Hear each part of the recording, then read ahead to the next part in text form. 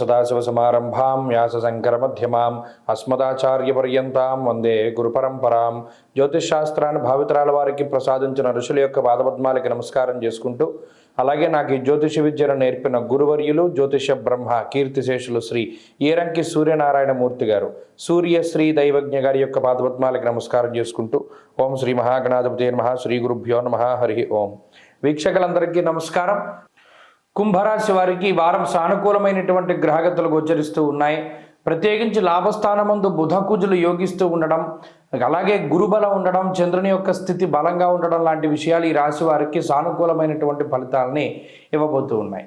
అయితే ప్రధానంగా కొన్ని గ్రహాలు ప్రతికూలంగా పనిచేస్తూ ఉన్నాయి. వ్యయస్థానస్థిత శుక్రుడు, వ్యయ రవి, జన్మరాహువు, రెండవ స్థానమందు ఉన్నటువంటి ఏలినాటి శని. ఇక్కడ గమనించండి, 4 గ్రహాలు యోగిస్తూ ఉన్నాయి. 4 గ్రహాలు ప్రతికూలంగా ఉన్నప్పుడు బ్యాలెన్స్డ్ పొజిషన్ వస్తుంది.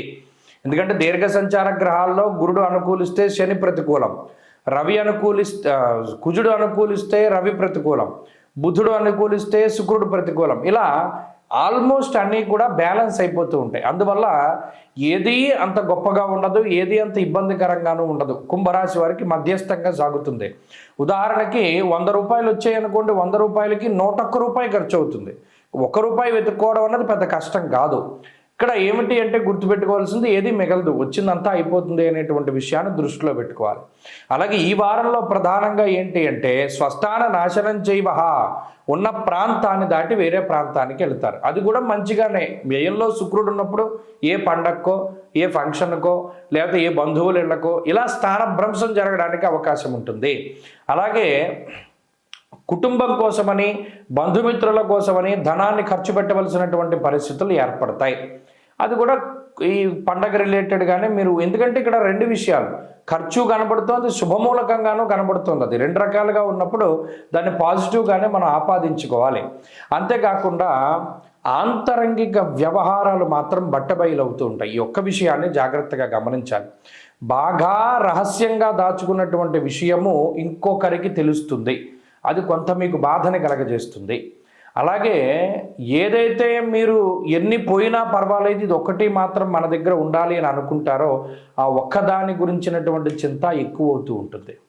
అలాగే కొన్ని సందర్భాల్లో నమ్మించి మోసం చేసేటువంటి వ్యక్తులు ఉంటారో వారి పట్ల జాగ్రత్తగా ఉండండి. ప్రత్యేకించి ఈ వారంలో మీరు గుర్తుపెట్టుకోండి, నీలము రంగు వేసుకొని ఉన్నటువంటి వ్యక్తుల ద్వారా ఇబ్బంది పడేటువంటి పరిస్థితులు ఉంటాయి. కాబట్టి వారికి దూరంగా ఉండడం చెప్పదగినటువంటి సూచన. ఈ వారంలో ప్రత్యేకించి కుంభరాశి వారి అనుకూలమైనటువంటి ఫలితాల కోసమై ఆంజనేయ స్వామి వారి యొక్క ఆరాధన చేయడం చెప్పదగినటువంటి సూచన.